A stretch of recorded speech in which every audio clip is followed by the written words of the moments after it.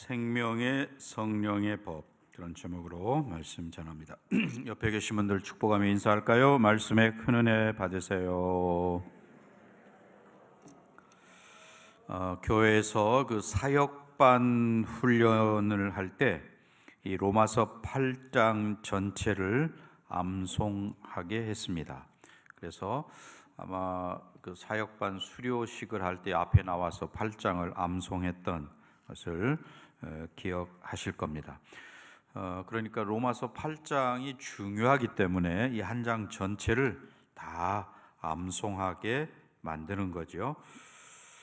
사도 바울이 지금 이 로마서 편지인데 다른 서신서들하고는 좀 다르죠. 뭐 에베소서라든지 빌립보서라든지, 에베소서 같으면 6장, 빌립보서 같으면 4장, 뭐 이렇게, 물론 고린도전서가 좀 길긴 합니다만은 다른 서신들에 비해서 이 로마서는 굉장히 길죠. 그 복음의 진수를 여기에 담았다라고 하는 것입니다. 그래서 이 로마서는 기독교가 위기를 만날 때에 항상 이 로마서 말씀을 강해하고 강론하고 하는 것이죠. 로마서를 간단하게 말하면 예수를 믿음으로 생명을 얻는다, 혹은 예수를 믿음으로 말미암아 의를 얻는다, 혹은 예수를 믿음으로 구원을 얻는다, 이 사실을 이야기하는 그런 내용이죠. 그러니까 굉장히 중요한, 성경 전체가 다 중요하지만 로마서가 그런 의미를 담고 있다라는 것이고요. 이미 앞에 7장에서 죄와 씨름하는 성도들의 모습을 살펴보았습니다. 특별히 7장 마지막 부분에 가면 우리 믿는 자들 속에, 안에서, 우리 내면에서 두 본성이 있다. 선을 행하고자 하는 본성이 있고, 우리가 원치 않는 악을 행하고자 하는 본성이 우리 속에 있다라고 하는 것을 살펴보았습니다. 사실 사도 바울이 예수님 만나기 전에는 예수 믿는 사람들을 잡아서 죽이는 그런 일에 앞장섰던 사람이죠. 그러나 그가 다메섹 도상에서 예수님을 만나고 나서 그는 이제 죄로부터 자유하고 또는 율법으로부터도 자유한 그런 인생이 되었습니다. 그런데 죄로부터 자유하다고 하고 율법으로부터 자유하다고 하는 이 바울이 자기를 괴롭히는 또 하나의 세력이 자기 몸 안에 있다라고 하는 것을 고백을 했죠. 7장 22절 23절 말씀 여러분 함께 읽어보겠습니다. 내 속사람으로는 하나님의 법을 즐거워하되 내 지체 속에서 한 다른 법이 내 마음의 법과 싸워 내 지체 속에 있는 죄의 법으로 나를 사로잡는 것을 보는도다, 이렇게 말했습니다. 그러니까 어떤 다른 사람들이 아니고 바로 사도 바울 안에 내가 원하지 않고 나를 괴롭히고 혹은 나를 파괴시키려 하고 내 안에서 갈등을 일으키는 그 한 법이 있다라고 하는 것을 바울이 보게 된 것이죠. 왜 아직도 이런 문제 때문에 내가 갈등을 해야 하느냐라고 하는 것입니다. 내가 살아있기 때문에, 내가 육의 몸을 가지고 있기 때문에 여전히 이런 갈등을 겪고 있구나. 어차피 육신의 몸을 가지고 있는 동안에는 이런 제약을 받을 수밖에 없다는 것이고요. 그래서 그 육의 몸을 가지고 있는 내가 육신의 정욕 또는 죄의 정욕, 이런 그 갈등과 영향력 속에서 어떻게 하면 그런 것들로부터 자유하게 되고, 또는 아예 없어지지는 않지만 덜 받고 살 수 있을까? 여기에 대한 해답을 바로 로마서 8장에서 하고 있다라는 것입니다. 7장 마지막 부분 25절 말씀도 보시면 25절 우리 주 예수 그리스도로 말미암아 하나님께 감사하리로다. 그런즉 내 자신이 마음으로는 하나님의 법을 또 육신으로는 죄의 법을 섬기노라. 네, 그 바울 안에 이렇게 하나님의 법을 따르고자 하는 마음이 있고 또 죄의 법을 따르고자 하는 그런 경향도 내 속에 있다. 자, 우리는 여기서 이 27장 25절 말씀 속에서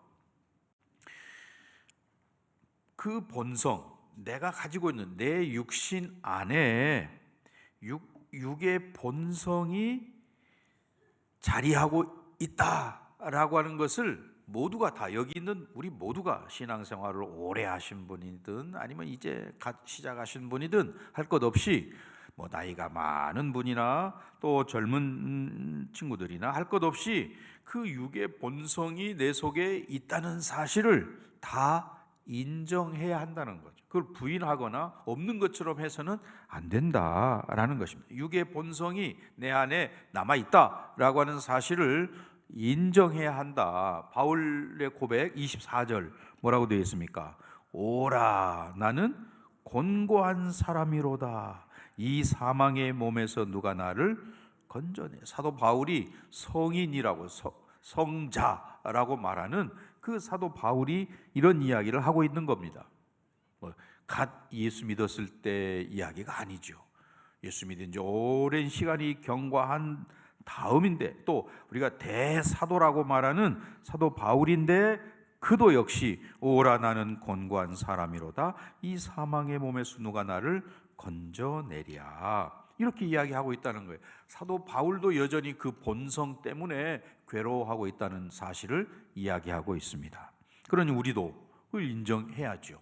또 그것을 그 죄의 법을 따르고자 하고 또 죄의 법을 즐기는 그것을 내 노력과 의지와 혹은 인간적인 방법과 이걸로는 극복할 수가 없다.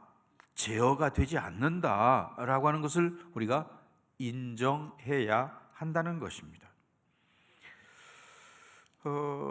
그러면 어떻게 할 거냐? 이제 이 문제에 대한 해답이 8장에 나오고 있다 하는 겁니다. 자, 1절 한번 읽어볼까요? 8장 1절. 그러므로 이제 그리스도 예수 안에 있는 자에게는 결코 뭐가 없어요? 정죄함이 없나니. 그러므로라고 이야기해요. 이 그러므로라고 하는 것은 앞에 있는 1장부터 7장까지 있는 모든 내용을 받는 결론의 이야기를 하기 위함이라는 것을 알 수 있는데, 그러한 문제, 갈등, 번민 이런 것이 있는 사람은 어디에 있으면 되냐면 예수 안에 있으면 된다. 그런 이야기입니다. 예수 안에. 자, 2절도 읽어보겠습니다. 이는 그리스도 예수 안에 있는 생명의 성령의 법이 죄와 사망의 법에서 너를 어떻게 했다고요? 자, 1절, 2절을 잘 들여다보면 내가 할 수 있는 일은 사실 아무것도 없습니다. 그죠? 인정하면 되는 거예요. 다른 말로 하면 믿으면 된다. 1절과 2절의 내용을 믿으면 된다. 내가 예수 안에 있다는 거, 또 예수 안에 있는 생명의 성령의 법이 죄와 사망의 법에서 나를 해방시켰다라고 하는 이 사실. 여기 제목이, 오늘 설교 제목이 생명의 성령의 법인데, 이것을 현대인의 성경에서는 뭐라고 번역을 했냐면 생명을 주시는 성령님의 능력, 이렇게 번역을 해놨습니다. 한번 따라 하실까요? 생명을 주시는 성령님의 능력. 이게 2절에서 말하고 있는 생명의 성령의 법, 이렇게 되어 있는 것이죠. 그래서 우리는 1절과 2절을 보면서 내가 할 수 있는 일은 없고 이 사실을 그대로 믿는 거 혹은 인정하는 거, 내가 예수 안에 있으면 이기는구나, 또 내 속에 생명의 성령의 법이 나를 해방시켰구나 라고 하는 사실을 인정하고 믿는 게 우리가 해야 할 일이다 라는 것입니다. 즉 성령의 법이 나를 지배하면 되는구나, 성령님께서 내 안에서 역사하시면 되는구나 라는 것이에요. 예수님께서 이 땅에 계실 때 요한복음 11장 25절에서 그런 말씀을 하시죠. 예수께서 이르시되 나는 부활이요 그 다음에 생명이, 예수님이 생명이시다 라는 이야기예요. 그래서 나를 믿는 자는 죽어도 산다, 주님 말씀하셨어요. 예수 안에 있는 그 생명, 예수님이 가지신 참 생명이 성령님을 통해서 내 안에 들어올 때에 그 내 속에 있는 죄의 법을 무기력하게 만들기도 하고 내 속에 있는 어둠의 역사를 몰아내기도 하고 이렇게 한다는 것이지요. 예수 그리스도 안에 있는 자에게는 결코 정죄함이 없다라는 이 말씀. 육신의 모든 욕망으로부터 자유하기를 원하는 사람은 예수 안에 있고 생명의 성령의 법이 나를 주장하면 된다라고 하는 것을 우리가 알게 된다는 것이죠. 자, 3절을 제가 읽고 여러분이 4절 말씀을 읽습니다. 율법이 육신으로 말미암아 연약하여 할 수 없는 그것을 하나님은 하시나니 곧 죄로 말미암아 자기 아들을 죄 있는 육신의 모양으로 보내어 육신의 죄를 정하사 육신을 따르지 않고 그 영을 따라 행하는 우리. 아멘. 자, 사실은 1절, 2절, 3절, 4절 말씀이 다 연결되어 있는, 아니면 1절과 2절의 말씀을 좀 더 자세하게 설명하는 게 3절, 4절의 말씀이라고 할 수 있겠죠. 저와 여러분, 그리스도 안에 있는 우리 모두가 가지고 있어야 할 확신, 생명의 성령의 법이 우리를 해방시켰다, 우리 모두는 예수 안에 있다라고 하는 이 사실. 전쟁터에서 군인들이 참호를 판다고 그러죠. 러시아와 우크라이나가 싸울 때 러시아 군사들이 참호를 길게 파놓아서 우크라이나의 탱크가 진격하기 어려웠다, 그런 이야기 아마 들으셨을 거예요. 또는 이스라엘과 팔레스타인 군인들이 싸울 때 요새 혹은 벙커, 지하 벙커 이런 것들로 피하면 안전하지요. 그런 것처럼 저와 여러분이 예수 그리스도 안에 있으면 안전하다라고 하는 것이에요. 문제는 우리의 신앙이 남들이 참 믿음 좋다, 저분은 참 신앙이 좋아, 이렇게 말하는 거, 혹은 내가 생각할 때 다른 사람과 비교해서 나는 봉사도 열심히 하고 또는 중보기도 모임이나 교회에서 하는 찬양팀이나 이런 여러 가지 일들을 하니 내가 남들보다 좀 믿음이 좋다, 이렇게 생각할지는 모르겠어요. 그런데 하나님께서 원하시는 것은 하나님을 만족시키는 신앙이 중요한 거지, 다른 사람과 나를 비교해서 내가 신앙이 좀 우월하다, 이건 아무 의미가 없다라는 것입니다. 참으로 하나님을 기쁘시게 하고 하나님 보실 때 원하시는 그런 믿음이어야 한다는 것이지요. 그것이 오늘 말씀입니다. 자, 5절도 함께 읽습니다. 육신을 따르는 자는 육신의 일을, 영을 따르는 자는 영의 일을 생각하나니. 그리스도 안에서 그리스도를 닮은 사람이 되기 위해서 우리는 영적인 것에 우리의 생각을 맞춰야 된다. 초점을 거기에 맞춰야 된다. 육신을 따르는 삶을 살 거냐, 영을 따르는 삶을 살 거냐 결정을 저와 여러분이 해야 한다는 것이에요. 자기 육신의 본성을 따라서 그저 하고 싶은 대로 이렇게 살 거냐, 성령님의 음성을 듣고 성령님 인도하시는 삶을 따라갈 거냐라고 하는 것이죠. 말로는 하나님을 믿는다라고 하지만 실제 생활 속에서는 자기 하고 싶은 대로, 자기 정욕대로, 자기 감정대로 이렇게 사는 것은 하나님을 안 믿는 사람하고 별 차이가 없는 거죠. 그러므로 우리는 내 속에서 떠오르는 그런 육신의 생각들, 이런 것들을 자꾸 제거하고 쫓아내고 하는 이런 일들을 훈련을 해야 되는 것이고, 또 그런 훈련이 제대로 되기 위해서 말씀과 기도로 무장을 해야 하는 거죠. 마르틴 루터가 그런 예를 들었잖아요. 사람들 머리 위로, 내 머리 위로 새가 지나가는 것을 내가 막을 수는 없다.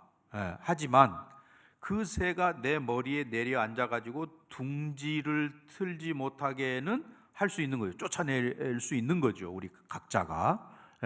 그와 같이 하루에도 많은 생각들, 뭐 인간적인 생각, 음란한 생각, 자기중심적인 또는 이기적인, 아니면 우울한 생각, 뭐 이런 것들이 수없이 많이 왔다 갔다 할 거예요. 특별히 신앙이 어린 사람일수록 새가 더 많이 날아다닌다, 이렇게 말할 것입니다. 그래서 우리는 기도, 말씀 이런 것들로 내 생각을 채우고 주장해야 하는 거죠. 처음에 셀프 주유소라는 게 생겼을 때에 사람들이 혼선을 많이 일으켰다고 그래요. 휘발유 차인데 휘발유에다가 휘발유를 집어넣어야 되는데 경유 호스를 이렇게 집어넣고 틀어가지고 휘발유 차에 경유가 들어가면 엔진이 망가지는 거죠. 또 심하면 불이 난다고 그래요. 그렇게 휘발유 차인지 경유 차인지 몰라가지고 휘발유 넣어야 할 때 경유를 집어넣으면 안 되는 거죠. 마찬가지로 내가 누구냐, 내가 어떤 사람이냐, 나의 신분이 뭐냐 라고 하는 것을 정확히 알아서 휘발유 차에 휘발유를 넣어야 되는 것처럼 우리는 영의 사람이니 영의 생각을 하고 또 영적인 공급을 받고 이렇게 돼야 되기 때문에 말씀과 기도로 또는 성령님이 원하시는 그런 뜻에 초점을 맞춰서 나아갈 때에 마치 휘발유 차에 휘발유가 들어갈 때에 차가 힘있게 앞으로 나아가는 것처럼 그렇게 영적인 그런 생각과 지혜와 또 생명과 이런 것들이 약동하게 된다는 것이죠. 그런데 그렇지 않고 휘발유 차인데 자꾸 경유를 집어넣어서 세상적인 생각과 또는 뭐 헛된 음란한 뭐 세상적인 이런 것들을 자꾸 집어넣으면 차가 망가질 수밖에 없는 것처럼 그렇게 된다는 것이죠. 그런 점에서 저와 여러분이 6절 경고의 말씀이기도 한데요. 6절 뭐라고 되어 있습니까? 육신의 생각은 사망이고 영의 생각은 생명과 평안이다 라고 분명하게 말하고 있습니다. 이 둘 사이에 뭐 중립지대가 있을 수 없다 라는 거지요. 그래서 7절 같이 읽습니다. 육신의 생각은 하나님과 원수가 되나니 이는 하나님의 법에 굴복하지 아니할 뿐 아니라 할 수도 없음이라. 육신의 생각이 그러하다라는 것입니다. 자, 저와 여러분의 생각이 결코 중립적일 수 없다. 하나님의 일을 생각하든지 또는 세상 일을 생각하든지 이 둘 사이에서 있는 거지, 그 생각이 뭐 이렇게 됐다가 저렇게 됐다 해서도 안 되고 할 수도 없다. 하나님의 은혜로 구원받은 저와 여러분은 하나님의 백성이라는 것이지요. 그래서 8절에 분명히 이야기합니다. 8절 뭐라고 되어 있습니까? 육신에 있는 자들은 하나님을 기쁘시게 할 수 없다라는 것입니다. 우리가 구원받기 전에는 육신의 생각을 따라 살았습니다.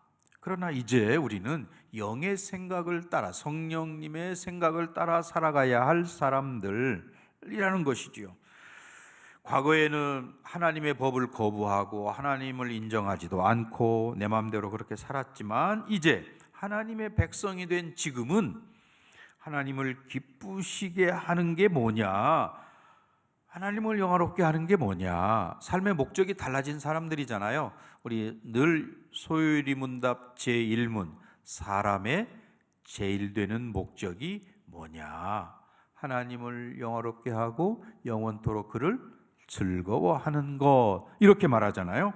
예, 그러니까 하나님의 백성이 되었으니 영의 생각을 함으로 하나님을 영화롭게 하고 영원토록 그분을 즐거워하는 구원받은 백성으로 은혜 받은 사람답게 살아야 한다는 거죠. 자, 그래서 9절 말씀도 함께 읽습니다. 만일 너희 속에 하나님의 영이 거하시면 너희가 육신에 있지 아니하고 영에 있나니, 누구든지 그리스도의 영이 없으면 그리스도의 사람이 아니라. 하나님의 영, 그리스도의 영, 같은 말을 다르게 지금 표현하고 있는데, 하나님의 영, 그리스도의 영이 성령님이시구나 라고 하는 것을 우리가 알게 되고요. 또 하나님이 우리에게 은혜를 주셔서 그 하나님의 영이 어디에 있습니까? 우리 안에 계시다라고 하는 것을 우리가 여기서 분명히 알게 되지요. 자, 9절 다시 보세요. 만일 너희 속에 하나님의 영이 거하시면, 우리 속에 성령이 거하시면 너희가 육신에 있지 아니하고 영에 있나니 라고 말합니다.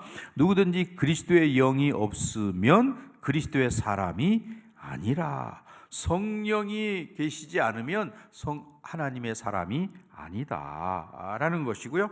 성령님이 내 안에 계시다 라고 하는 것을 우리가 알게 되었습니다. 자, 그 성령님이 계시다는 증거, 우리가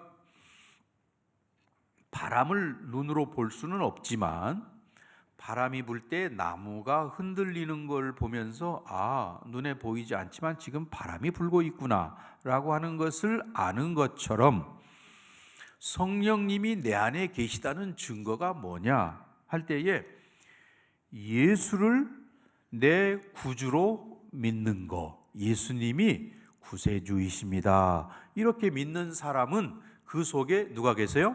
성령이 계신. 성령으로 아니하고는 예수를 주라 시인할 자가 없다고 되어 있습니다. 성경은. 그런 점에서 내가 예수님을 믿습니다, 예수님이 나의 구세주이십니다 라고 하는 것을 분명하게 믿고 고백하는 사람은 그 속에 누가 계시다고요? 성령님이 계시는 거지요. 네, 성령으로 하지 아니하고는 예수를 주라고 어느 누구도 시인하지 못한다. 그러므로 예수를 주라고 믿는 사람들은 누구나 그 속에 성령님이 계시는구나 라고 하는 것을 알게 되었어요. 또 10절 또 읽어보겠습니다. 또 그리스도께서 너희 안에 계시면 몸은 죄로 말미암아 죽은 것이나 영은 의로 말미암아 살아있는 것이니라. 그리스도께서 너희 안에 계시면, 이 말은 성령이 너희 안에 계시면 이란 말과 같은 말이죠. 몸은 죄로 말미암아 죽은 것이나 영은 의로 말미암아 살아있는 것이다. 예수님께서 하신 말씀, 요한복음 5장 24절에 예수님 그런 아주 중요한 말씀을 하시잖아요. 내가 진실로 진실로 너희에게 이르노니 내 말을 듣고 또 나 보내신 이를 믿는 자는, 그 다음에 뭐가 있습니까? 영생을 얻었고 심판에 이르지 아니하나니 사망에서 생명으로 옮겼다라고 하는 이 말씀을 하셨어요.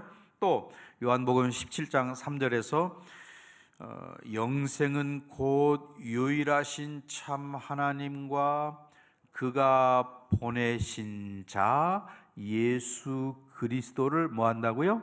아는 것이다. 예수 그리스도를 아는 것 혹은 하나님을 아는 것이 영생이다. 하나님을 알고 예수님을 아는 자가 영생을 가진 자다라는 그 말씀이에요. 그러니 저와 여러분, 자 9절과 10절 말씀을 한번 쭉 같이 두 절을 읽습니다.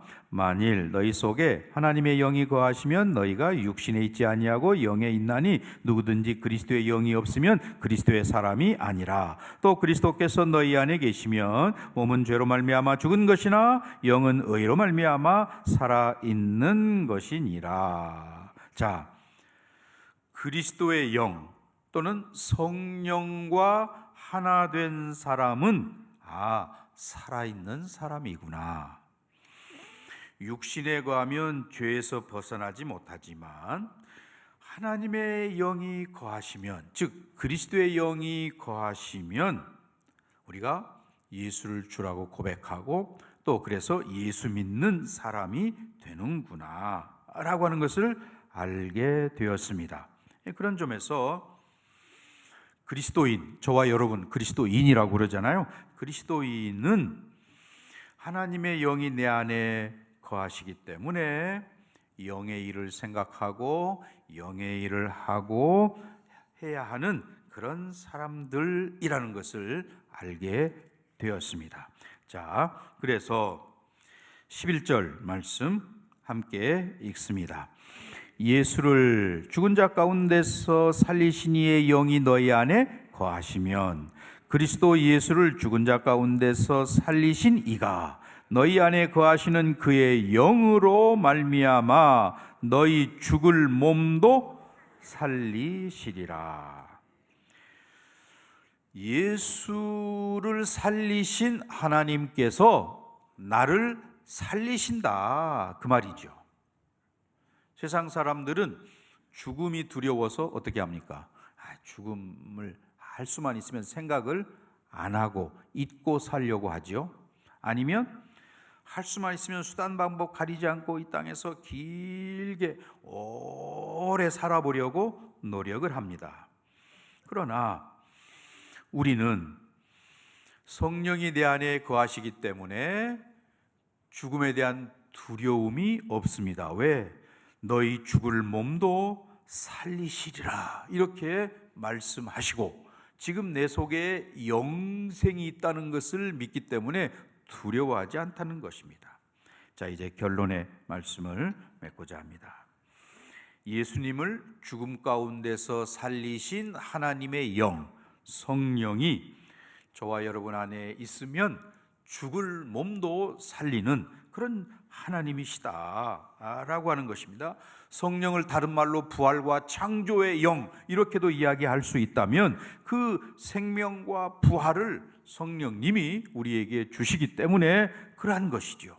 그런 점에서 이제 우리의 생각이 하나님의 영을 따르는 영에 속한 예수 안에 있는 그런 사람이라고 하는 것에 초점이 맞춰서 생각을 해야 하는 것이고, 그래서 우리가 아침에 일어나서 기도하고 말씀을 묵상하고 하루를 시작하는 이유가 마치 휘발유 자동차에게 휘발유를 공급할 때 그 차가 쌩쌩 달릴 수 있는 것처럼 내가 아침에 일어나서 생명과 평안을 누리고 영생을 주시는 그 성령님과 함께 할 때 하루를 승리할 수 있다는 것이죠. 내 안에 성령이 거하심을 아는 저와 여러분 꼭 되시기를 바랍니다. 성령으로 말미암아서 내 생각이 영적인 일에 초점이 맞춰지고 하나님 기뻐하시는 일에 초점이 맞춰지는 삶이 새롭게 되는 그런 은혜가 저와 여러분의 있기를 주의 이름으로 간절히 축원합니다.